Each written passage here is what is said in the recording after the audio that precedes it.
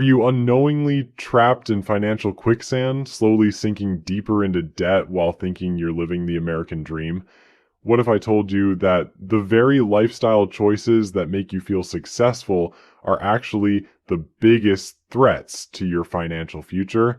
The truth is, there are 7 deadly money traps that keep millions of middle-class families stuck in a cycle of financial mediocrity, and chances are you've fallen into at least 3 of them without even realizing it. And I help people recognize the financial landmines that destroy wealth before it even has a chance to grow. If you're tired of living paycheck to paycheck despite having a decent income, make sure to subscribe to the channel and hit the like button if this information helps you escape these costly traps. Here's something that might shock you. According to recent studies, the average middle-class family is actually worse off financially than families from previous generations, despite earning more money than ever before.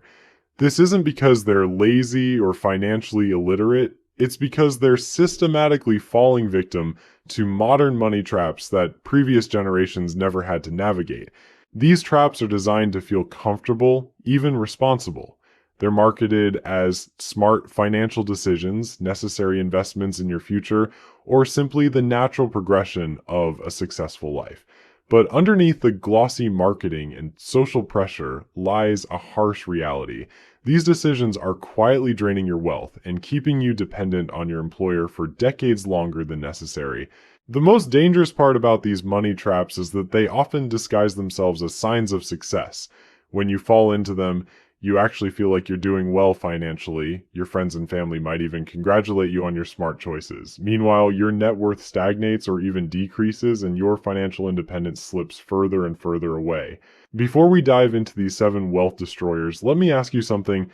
When you think about your financial situation, do you feel like you should be further ahead than you are? Do you ever wonder why, despite earning a decent salary and making what seem like responsible choices, you're still struggling to build meaningful wealth? If you're nodding your head right now, you're not alone, and more importantly, it's probably not your fault. The first money trap that devastates middle-class wealth is one that most people consider a rite of passage into adulthood. It's so normalized in our society that questioning it almost seems ridiculous. Yet this single decision can cost you hundreds of thousands of dollars over your lifetime and keep you trapped in the rat race for decades longer than necessary. Trap number 1 is buying too much house too early. Now, before you start thinking, I'm going to tell you that renting is always better than buying, hear me out. Homeownership can be a fantastic wealth building tool when done correctly. The problem is that most people approach it completely wrong, turning what should be an asset into a massive liability that consumes their financial future. Here's what typically happens. A young professional gets their first decent job, maybe they're earning $50,000 or $60,000 a year, and suddenly they feel ready to become a homeowner. They've been told their whole life that rent is just throwing money away, so they decide it's time to build equity instead of making their landlord rich. Sounds reasonable, right? But then the trap springs shut. They talk to a mortgage lender who tells them they can afford a house worth 4 or 5 times their annual income. The lender shows them payment calculators that make a $300,000 mortgage seem manageable at just $1,500 per month. What they don't emphasize is that this is just the principal and interest. Once you add property taxes, insurance, maintenance, utilities, and all the other costs of homeownership, that monthly payment easily doubles. Suddenly, this person who thought they were making a smart financial move finds themselves spending 60 to 70% of their take-home income on housing-related expenses. They have no money left for investing, building an emergency fund, or pursuing opportunities that could increase their income. They're house rich, but cash poor, trapped in a beautiful prison of their own making. The psychological impact of this trap is devastating. Because they own a home, they feel successful. Their parents are proud, their friends are impressed, and society tells them they've made it. Meanwhile, their financial flexibility has been completely eliminated. They can't take risks that might lead to higher income because they have massive monthly obligations. They can't invest in their future because every dollar goes, even worse, they often, to keeping their oversized house. Justify this situation by telling themselves They're building equity. But here's the harsh reality, not equity. You're essentially in the first decade of a 30 vast majority of your payment goes to interest. Year mortgage, the paying rent to the bank while taking on all the risks and responsibilities of ownership. The second trap that destroys middle class wealth is one that preys on our desire for convenience and social status. It's a decision that most people make without really thinking through the long-term consequences, yet it can easily cost you more than $100,000 over your lifetime. Trap number 2 is the new car addiction. This trap is particularly insidious because it feels so reasonable. After all, you work hard, you deserve reliable transportation, and you want something that reflects your success, right? The problem is that new cars are one of the worst investments you can possibly make, yet millions of people treat them like essential purchases. Here's how this trap typically unfolds. Someone gets a promotion or a new job, and they decide they deserve an upgrade from their perfectly functional older vehicle. They walk into a dealership thinking they'll spend maybe $25,000 on a nice, reliable car, but then the salesperson starts working their magic. They show you cars with all the latest features, superior safety ratings, and that new car smell that somehow makes you feel more successful. Before you know it, you're looking at vehicles that cost $40,000, $50,000, or even $60,000. But don't worry, the salesperson says you can finance it over 7 or 8 years, making the payments surprisingly affordable. This is where the trap becomes truly devastating. That $50,000 car isn't just costing you $50,000. When you factor in the loan interest, insurance premiums, rapid depreciation, and opportunity cost of the money you could have invested instead, the true cost approaches 6 figures. You're essentially paying the price of a small house for something that will be worth a fraction of its original value in just a few years. The opportunity cost is what really hurts. If instead of spending that money on a depreciating asset, you had invested it in index funds earning historical market returns, that $50,000 could grow to several $100,000 over your working career. You're not just buying a car, you're trading away your financial independence for a few years of driving something shiny and new. But the psychological aspect of this trap makes it even worse. Once you've experienced the luxury and convenience of a new car, going back to something older feels like a step backward. So when the loan is finally paid off, instead of celebrating your freedom from car payments, you often trade up to an even more expensive vehicle, restarting the cycle and ensuring you'll have car payments for the rest of your working life. The third money trap that keeps middle-class families stuck in financial mediocrity is one that's heavily promoted by financial institutions and even encouraged by the tax code. It's presented as a smart way to manage your finances and build credit, but it's actually a sophisticated system designed to keep you paying fees and interest for decades. Trap number 3 is the credit optimization game. This is the belief that you need to strategically use credit cards, take on various forms of debt, and constantly monitor your credit score to build wealth. While having good credit can certainly be beneficial, the obsession with credit optimization often leads people to make financial decisions that benefit banks more than themselves. Here's how this trap typically manifests. Someone learns that having multiple types of credit can improve their credit score, so they open several credit cards, maybe take out a small personal loan, and start playing the points and rewards game. They tell themselves they're being financially savvy by earning cash back and travel rewards while building their credit history. The problem is that this approach fundamentally changes your relationship with money. Instead of focusing on earning more and spending less, you start focusing on managing debt and maximizing rewards. You begin making purchasing decisions based on which card offers the best rewards rather than whether you actually need what you're buying. Even worse, the complexity of managing multiple credit accounts often leads to mistakes. Maybe you miss a payment deadline, carry a balance longer than intended, or simply spend more than you would have with cash because the psychological pain of spending is reduced when using credit. These seemingly small mistakes can cost thousands of dollars in fees and interest over time. The credit optimization trap also keeps you thinking like a consumer rather than an investor. Instead of asking how you can increase your income or reduce your expenses, you're asking which credit card offers the best rewards for your spending patterns.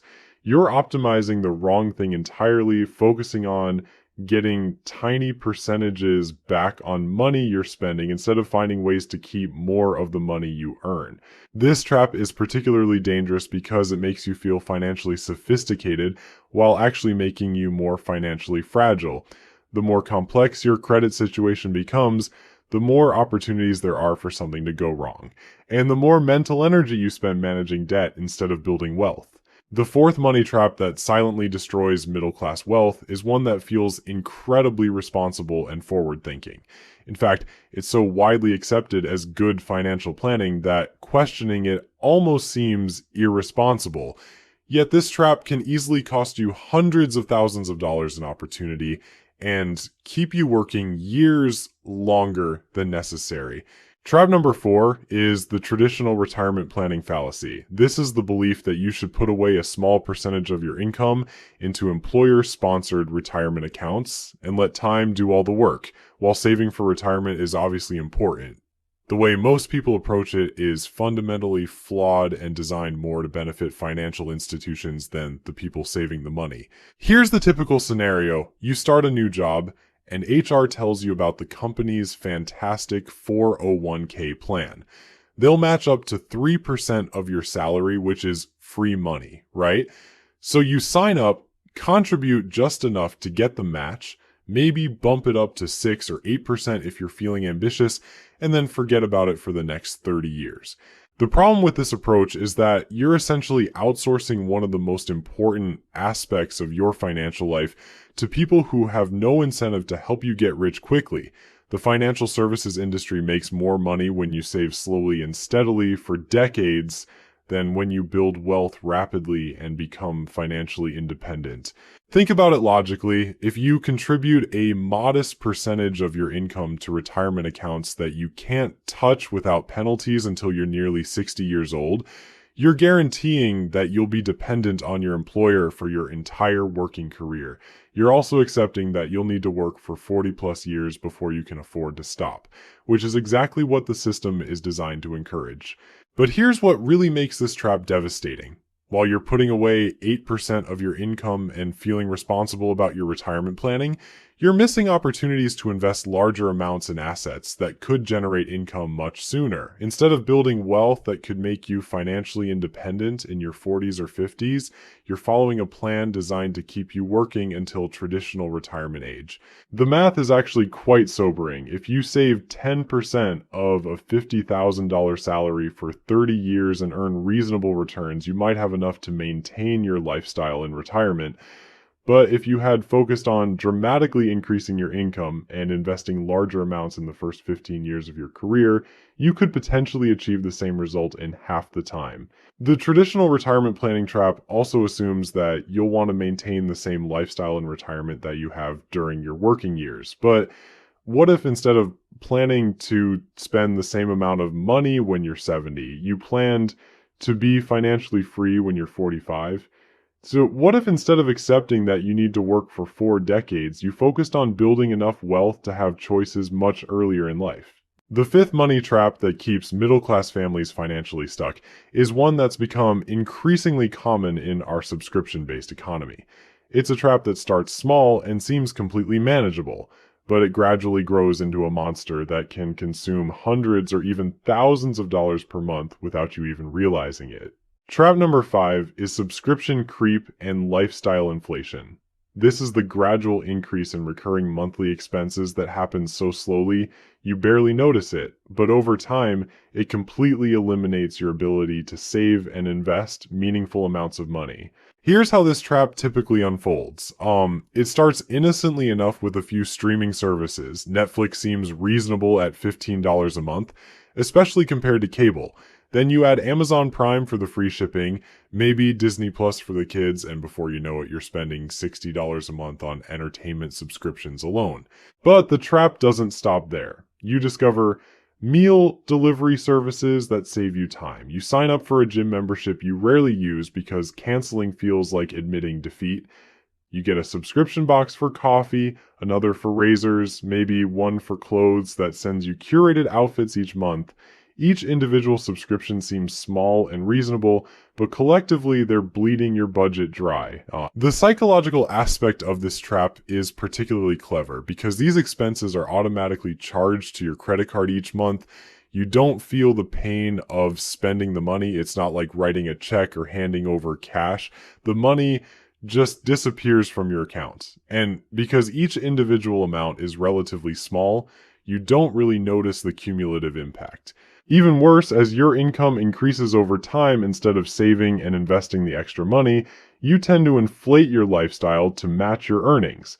That promotion that gave you an extra $500 per month somehow gets absorbed by a nicer apartment, more expensive groceries, additional subscriptions, and other lifestyle upgrades that feel reasonable but completely eliminate the financial benefit of earning more. This trap is particularly insidious because it prevents you from ever feeling like you're making financial progress. Even as your income grows, your expenses grow right along with it, keeping you in the same financial position year after year. You're like a hamster on a wheel, working harder and earning more, but never actually getting ahead. The opportunity cost of subscription creep is staggering.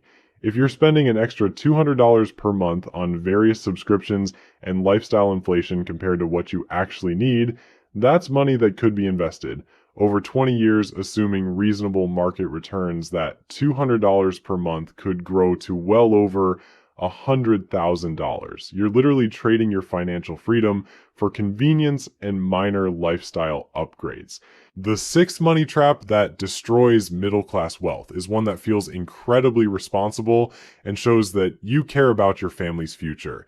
It's promoted heavily by financial advisors and insurance companies as essential financial planning, yet it's often one of the worst financial decisions you can make. Trap number 6 is the whole life insurance obsession. This is the belief that you need expensive, permanent life insurance policies that combine insurance coverage with an investment component. While term life insurance can be an important part of financial planning for people with dependents, whole life insurance is typically a terrible financial product that benefits insurance companies far more than policyholders. Here's how this trap typically unfolds. You meet with a financial advisor or insurance agent who tells you that term life insurance is just throwing money away because you'll never get anything back if you don't die during the term. They present whole life insurance as a smart alternative that provides permanent coverage while building cash value that you can borrow against or use for retirement. The sales presentation sounds compelling. You're told that whole life insurance is a conservative, guaranteed way to build wealth while protecting your family. The agent shows you illustrations of how your cash value will grow over time and explains how you can use policy loans to fund major purchases or supplement your retirement income. It sounds like the perfect solution, combining protection with investment growth.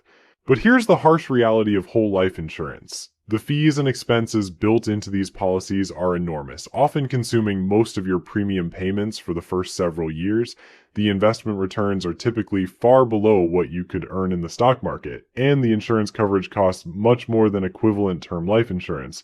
When you break down the math, you'd almost always be better off buying inexpensive term life insurance for protection and investing the difference in low-cost index funds. The combination of cheap term insurance plus market-based investments will typically provide more insurance coverage and dramatically better investment returns than any whole life policy. But the insurance industry has created a sophisticated marketing machine to convince people otherwise. They use terms like guaranteed returns and tax-free growth to make whole life insurance sound more appealing than it actually is. They prey on people's fears about market volatility and their desire for simple, one-size-fits-all financial solutions. The opportunity cost of falling into this trap is massive. If you're paying $500 per month for a whole life insurance policy when you could get the same coverage with term insurance for $50 per month, you're wasting $450 monthly that could be invested for much better returns. Over 20 or 30 years, this difference can easily amount to hundreds of thousands of dollars in lost wealth. These 7 money traps aren't accidents or unfortunate side effects of modern life. They're carefully designed systems that profit from keeping you financially dependent. The good news is that recognizing these traps is the first step to escaping them. Start small, question everything that feels normal, and remember that building real wealth often means doing the opposite of what everyone else considers reasonable. Your financial freedom depends on it.